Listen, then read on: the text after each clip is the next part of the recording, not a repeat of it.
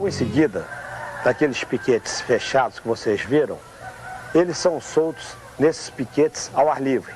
São amplas áreas com capim, geralmente tifto ou coast cross. São capins que têm um alto nível de proteína e eles ficam nesses piquetes que têm a proteção contra o sol e são todos telados contra predadores, e é a fase cercados lateralmente para que um não tenha contato com o outro, para não se estranharem, não se machucarem. Dos 3 aos 7 meses são criados soltos para ter o vigor necessário que vai exigir deles futuramente como atleta, como gladiadores. É muito importante que se ressalte que essas famílias que foram feitas durante aquela fase de adaptação, elas venham juntas para cá, para que não se estranhem e não comecem um processo de se estranharem, se machucarem, se inutilizarem durante a fase de crescimento. A alimentação básica nessa fase continua sendo a mesma ração que eles recebiam lá dentro, um concentrado de 30% de concentrado, vitaminas, proteínas, sais minerais e 70% de milho. E a natureza continua com esses capins e os bichinhos da natureza que os ajudam a criarem fortes e vigorosos, e a verdura da horta que a gente tem também, sem agrotóxico, que é muito importante que não tenha nenhuma contaminação, sendo uma alimentação 100% natural. Eles têm as vacinas normais de toda a avicultura com as datas marcadas de dias, vacinas essas controladas pelo veterinário e um controle semanal de ave a ave para ver se tem algum tipo de doença, corize ou qualquer outro tipo de anomalia para ser retirada e curada numa enfermaria fora deste ambiente aqui para não contaminar os outros que estão numa fase de crescimento. Finalização. Aqui começa a fase mais importante da criação. É o momento da preparação e da observação do animal. Tratador e criador passam a observar as características de cada animal, conhecendo suas aptidões e possibilidades na vida futura de combatente. Logo depois que eles vêm do piquete, os frangos são presos nessas mini baias. São baias que eles têm em torno de a dimensão 1 metro de largura por 4 metros de profundidade por 2 metros de altura. São uns mini galinheiros que eles ficam separados dos outros e podem caminhar e desfrutar de toda a liberdade como se estivessem soltos. Porém, eles estão numa fase de crescimento, vão receber uma alimentação especial para pegarem mais conformação física, óssea, dar mais beleza à empenação, e também são operados nas barbelas e na crista para ficarem com a aparência de verdadeiros galos combatentes. Nessa fase, a alimentação é uma alimentação mais rica em proteínas, sais minerais, aminoácidos, principalmente grãos. Ela recebe alimentação também de verdes. Quando os frangos fazem de 9 a 10 meses, eles devem ser operados. Isso aí, o excesso de cristas e barbelas são recomendados que sejam retirados. Normalmente aqui na cocheira da Toulon, a gente anestesia eles e tomam anti-hemorrágicos. A partir da data que eles vêm para esse tipo de confinamento, nós recomendamos que seja alimentado apenas uma vez ao dia.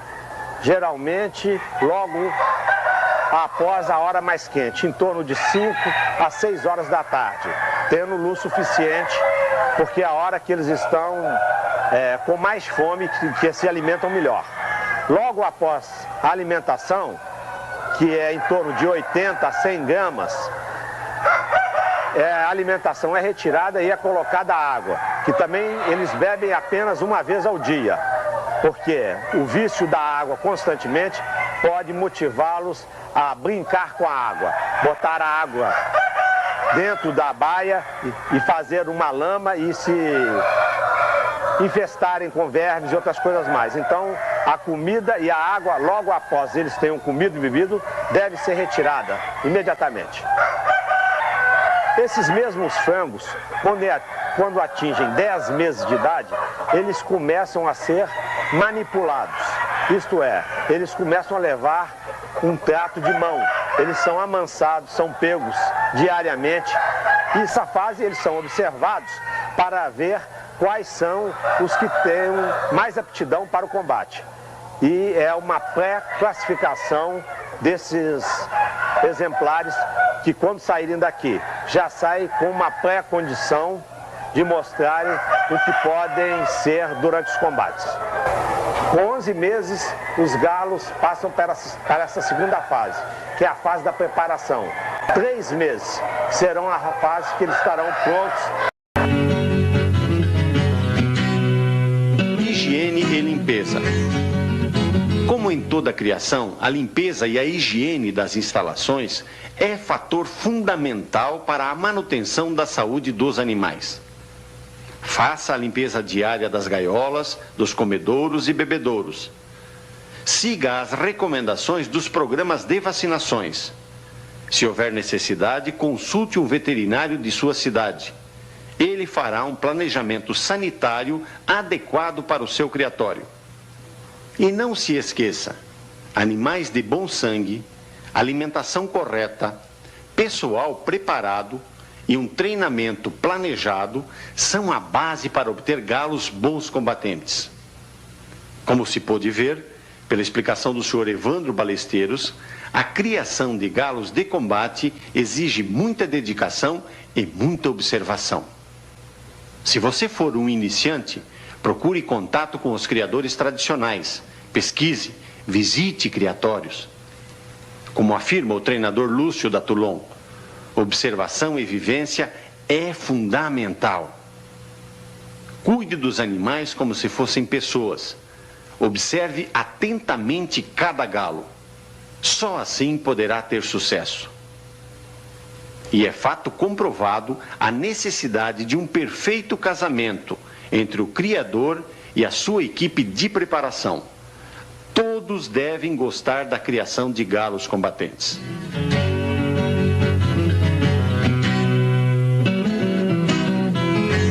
O conselho que eu dou para os galistas que estão querendo adquirir bons galos seria procurar nas grandes cocheiras, nos grandes criadores, aqueles galos que foram selecionados, foram criados e que foram escolhidos por essas cocheiras. Esses galos, com um certo tempo, eles, às vezes, acontece um certo acidente, ou a idade, ou um problema que eles possam ter na vista durante um combate. Esses galos são os melhores galos para cruzar. São galos de criadores tradicionais, são galos que foram escolhidos por esses criadores, mas eles são galos descartáveis também.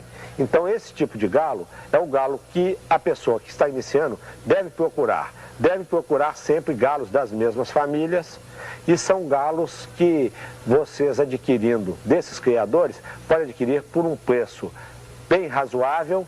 São ex-combatentes, são os galos que podem gerar os melhores futuros frangos e futuros combatentes. O criador aqui no Brasil que deseja se iniciar no criatório de aves combatentes, antes de tudo ele tem que ter vocação. Isso é uma coisa que nasce com o indivíduo. Eu conheço muitos criadores, desde 9 anos eu criava galos de briga, né? Eu já estou com 70 anos, 80 anos e continuo criando meus galos, né? Quer dizer, que é uma coisa que nasce com a pessoa, é uma vocação. Agora, ele, no início, ele tem que aprender muita coisa, ele tem que frequentar os galistas mais adiantados, né? Pesquisar, ele mesmo tirar as deduções dele, pesquisar o que ele vê, analisar detalhadamente, né?